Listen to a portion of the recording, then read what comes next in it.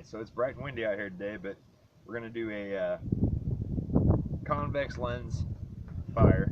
We're going to use charcoal. I like to take a few pieces of charcoal out of my fire pit whenever my fire's out or whatever, so that I can have it on hand for a few things. In a survival situation, charcoal can be used for a lot of things. You can use it to brush your teeth. You can use it to crush up and mix in with pine sap, and then you can actually make pine pitch glue out of that. But today we're going to be using it. We're going to take a little piece off and we're going to put it here inside of our bird's nest. And then this is actually part of an old scope from a pellet gun that I had. That the scope actually started to fall apart and I saved it just because it works really well. Alright, so we're going to come down here. It is really windy out, so I do have a cup full of water to put this out because we are not going to continue having a fire today just because it's too much of a hazard. I want to try to get that beam of light focused right there. We already got a little bit of smoke. The thing with charcoal is it's not going to smoke a whole lot like if you were using dead leaves or even char cloth, but it catches relatively easy and it'll start turning white.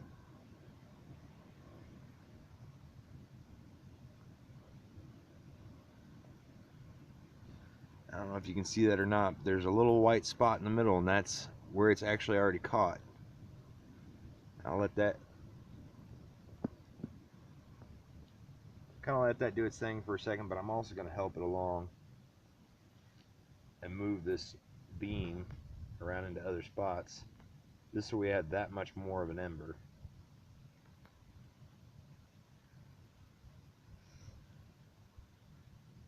You can do this with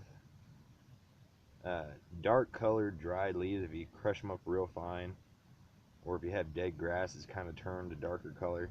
You just want the darker color because it absorbs more light. This jute twine that I have in this bird's nest tinder bundle, if I wanted to, I could try to focus this light on it, and it would take forever before it would ever get hot enough to catch, if it did at all. Alright, you can see we got quite a bit of white there.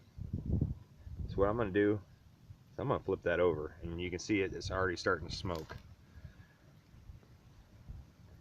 Now what we'll do is, just like we would with any other bird's nest tinder bundle, kind of let it do its thing for a second and just breathe.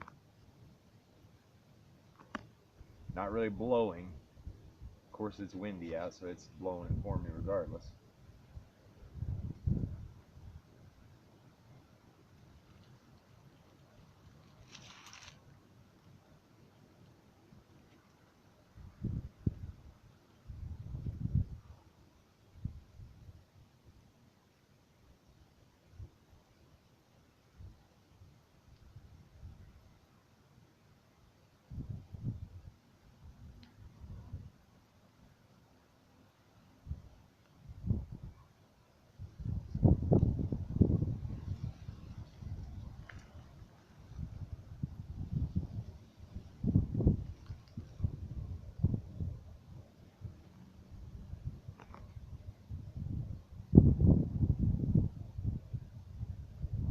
Adjusting it as I go, because like I said, that wind is trying to blow it.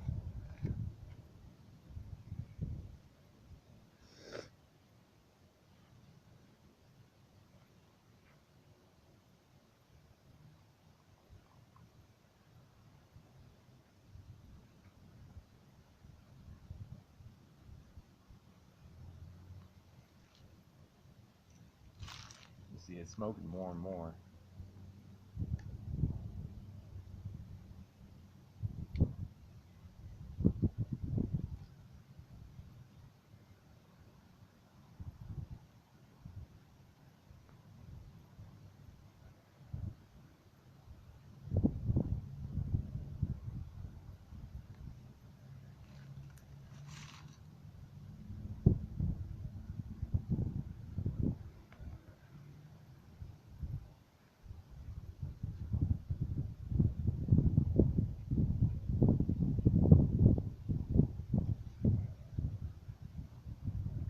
got flames.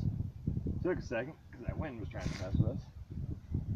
Then basically you'll just do like you normally would and build your fire on top of that. But like I say, today, since it is so windy, while we don't have any gust wind blowing around, we're going to go ahead and extinguish that. I hate to waste a tinder bundle, but I'm not starting a fire today. Make sure there's no smoke, because if there's smoke, there is fire. And we'll sit here with this for a few more minutes just to make sure it goes out. Real quick, while we're sitting here with this, I want to show you something too. I don't advocate that anyone start smoking, because it's really dumb. But this is a really good way with a magnifying lens. I can find what I did with it. There it is.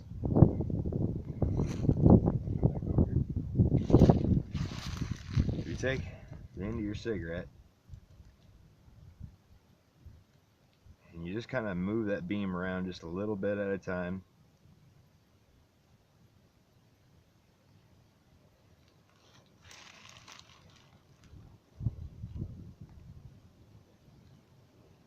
Or twist your cigarette like I'm doing now. If you smoke and you have this on hand, this is a good way to make a quick ember. If the wind is blowing,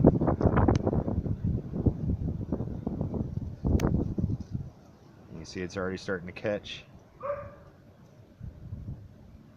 Now,